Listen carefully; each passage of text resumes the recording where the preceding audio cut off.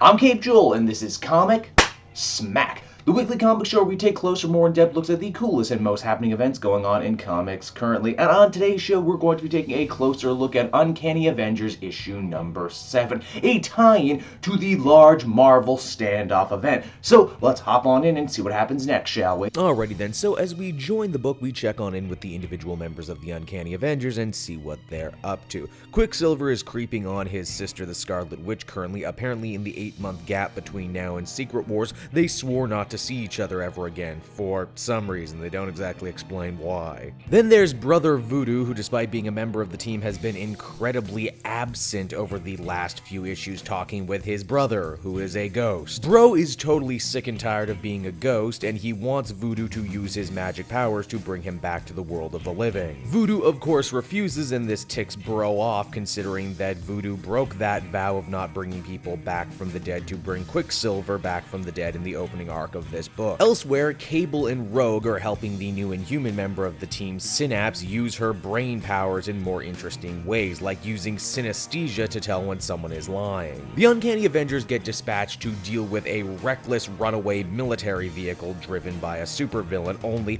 what they're surprised to find out when Deadpool swoops down is that this supervillain turns out to be none other than the Wrecker escaping from Pleasant Hill. If you've been reading this series, you'll remember last issue Deadpool paid Wrecker a considerable amount of money to stay out of jail and look for clues in the underworld as to the whereabouts of the Red Skull for his team. Unfortunately, Wrecker did get sent back to jail. It just wasn't any regular jail. It was the secret off-the-books black site prison Pleasant Hill run by Maria Hill, a prison that used the Codic and shards of the Cosmic Cube to steal away prisoners' individuality. The shocking thing, though, is that Maria Hill is actually with Wrecker. Confused yet? Well, it gets a little crazier because it's at that point S.H.I.E.L.D. agents and S.H.I.E.L.D. robots swarm our heroes. This means that the good guys have to dispatch robots and agents alike, and after all of this craziness, they decide, hey, maybe we should go follow Maria Hill back to Pleasant Hill and see what's going on. Interestingly enough, she does not care to mention that the Unity Squad's leader, Captain America, was at Pleasant Hill when it got taken over by supervillains,